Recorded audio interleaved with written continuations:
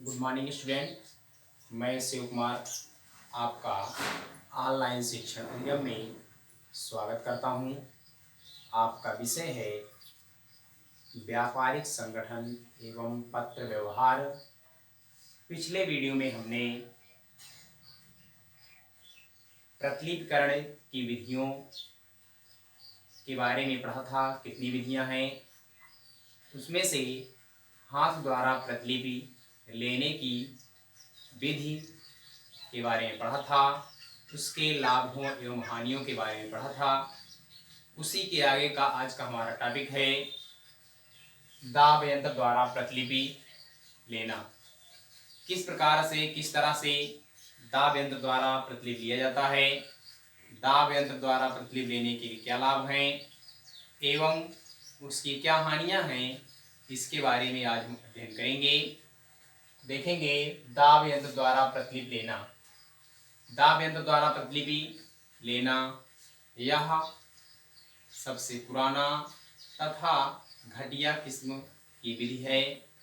इसके अंतर्गत दो लंबे लंबे पार्ट लगे होते हैं, जिनके बीच में प्रतिलिपि, जिस पत्र की प्रतिलिपि लेना होता है उसको रखते हैं तथा ऊपर एक चूड़ीदार हत्था लगा हुआ होता है, जिसको दबाने से प्रतिलिपियां प्राप्त हो जाती हैं। दाब यंत्र द्वारा प्रतिलिपि लेने के लिए आवश्यक सामग्री। यदि दाब यंत्र द्वारा प्रतिलिपि ली जा रही है तो उनमें किन किन सामग्रियों की आवश्यकता होगी, उसके बारे में हम देखेंगे। आवश्यक सामग्री है आपका पहला है दाब यंत्र। दाब यंत्र होगा। यदि दाब यंत्र नहीं है तो दाब यंत्र द्वारा प्रतिलिपि नहीं लिया जा सकता। अगला है बारीक कागज की प्रतिलिपि, रजिस्टर। अगला है दो तेल पत्र, दो स्याही सोख, मतलब जो स्याही को सोखें, कापिंग स्याही, पानी का प्याला, ब्रश। ये सभी आवश्यक सामग्रियां हैं। इन सामग्रियों के होने पर दाब यंत्र द्वारा प्रतिलिपि लेने से अत्यंत सरलता से तथा अच्छी किस्म की प्रतिलिपि प्राप्त होगी। आगे देखेंगे दाब यंत्र द्वारा प्रतिलिपि लेने की विधियां। दाब यंत्र द्वारा प्रतिलिपि लेने की दो विधियां हैं। पहला है आपका हाथ से लिखे पत्र की प्रतिलिपि लेना। हाथ से लिखे पत्र की प्रतिलिपि, जो पत्र हाथ से लिखा गया है उसकी प्रतिलिपि किस प्रकार से ली जाए, इसमें अध्ययन करेंगे। दूसरा है आपका टाइप किए हुए पत्र की प्रतिलिपि।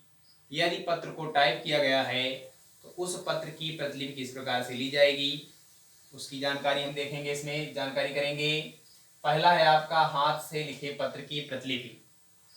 हाथ से लिखे पत्र की प्रतिलिपि को, जैसे मान लीजिए हमको 25वें पृष्ठ की प्रतिलिपि प्राप्त करनी है तो 24वें पृष्ठ के पीछे एक तेल पत्र लगा देते हैं तथा 26वें पृष्ठ पर भी एक तेल पत्र लगा देते हैं तथा 24वें पृष्ठ को उसको स्याही से कलर कर देते हैं, स्याही लगा देते हैं। उसके बाद उसको दाब यंत्र पर रख करके उसको दबा दिया जाता है, जिससे प्रतिलिपि तैयार हो जाती है। इसमें स्याही का प्रयोग, स्याही सोख का प्रयोग क्यों किया गया है, क्योंकि जो स्याही उसमें लगी होती है, नकल लेते समय, प्रतिलिपि लेते समय उसको सुखाया जा सके। अगला है आपका हाथ टाइप किए हुए पत्र की प्रतिलिपि। टाइप किए हुए पत्रों की प्रतिलिपि लेने के लिए जिस प्रकार से हाथ द्वारा प्रतिलिपि ली जाती है, ठीक उसी प्रकार से टाइप किए हुए पत्रों की भी प्रतिलिपि ली जाती है। इसमें जो पत्र लिखा जाता है वह टाइप की हुई मशीन का पत्र होता है, मतलब उसका मशीन, जो टाइपिंग मशीन होती है उससे पत्र होता है। आपकी शेष विधियां उसी तरह से हो जाएंगी।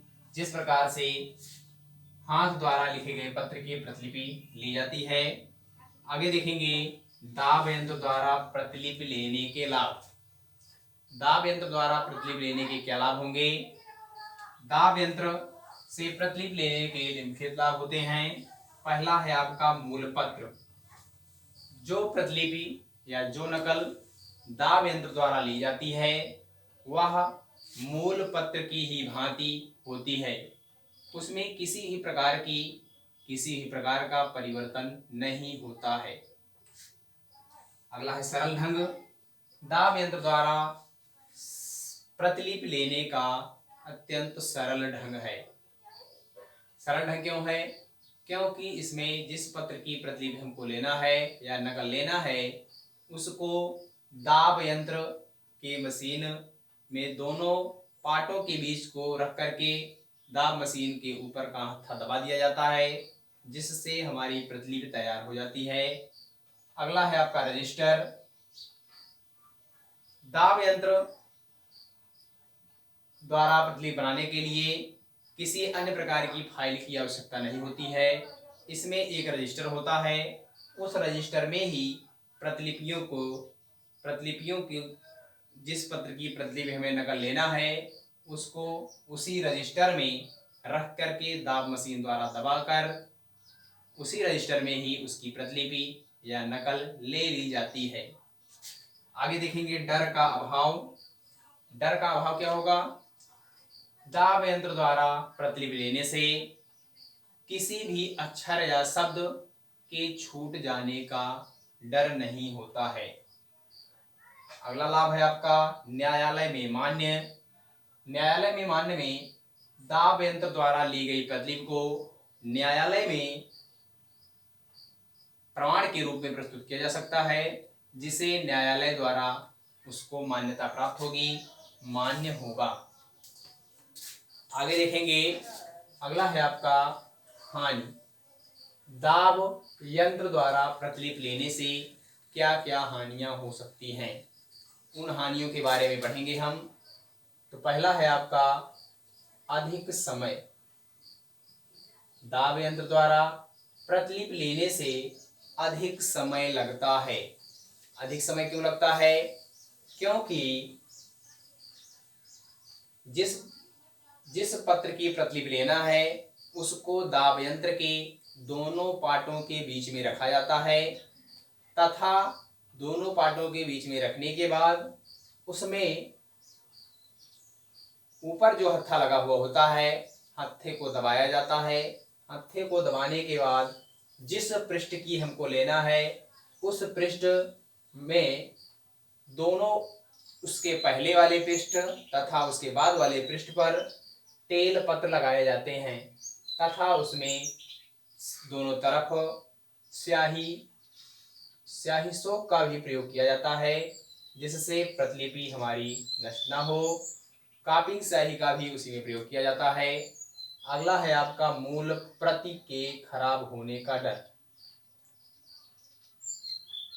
दाब यंत्र द्वारा प्रतिलिपि लेने से यह डर बना रहता है कि जो मूल प्रति है, जिस पत्र की हमको प्रतिलिपि लेना है वह मूल पत्र के खराब होने या नष्ट होने का डर बना रहता है। आगे देखेंगे श्रम अधिक। दाब यंत्र द्वारा प्रतिलिपि लेने से अधिक श्रम की आवश्यकता होती है। उसको दाब यंत्र द्वारा दबाया जाता है जिसमें अधिक श्रम की आवश्यकता होती है। कहने का मतलब अधिक श्रम लगता है। अगला है असमर्थता। असमर्थता में क्या होगा कि दाब यंत्र द्वारा प्रतिलिपि लेने के लिए पूर्ण रूप से सामर्थ्यता होनी चाहिए, पूर्ण रूप से व्यक्तियों का होना चाहिए, सामर्थ्यवान होना चाहिए। अगला है आपका अधिक सामग्री की आवश्यकता। दाब यंत्र द्वारा प्रतिलिपि देने के लिए अधिक से अधिक सामग्रियों की आवश्यकता होती है। कहने का मतलब हाथ से प्रतिलिपि लेने की अपेक्षा दाब यंत्र द्वारा प्रतिलिपि लेने में अधिक सामग्रियों की आवश्यकता होती है। अगला है आपका खर्चीली पद्धति। खर्चीली पद्धति में क्या होगा कि दाब यंत्र द्वारा प्रतिलिपि लेने की यह पद्धति अत्यंत खर्चीली है। खर्चीली क्यों है? क्योंकि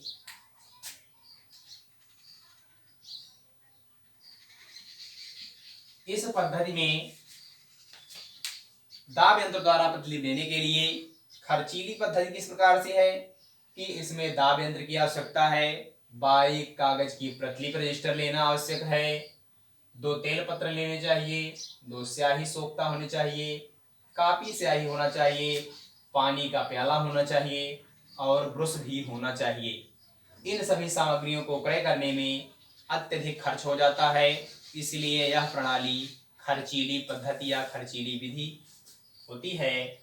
आज के वीडियो में हमने दाब यंत्र द्वारा प्रतिलिपि लेने की विधि के बारे में पढ़ा। इसके आगे का जो टॉपिक है नेक्स्ट वीडियो में मिलेंगे। आज के वीडियो में बस इतना ही। धन्यवाद।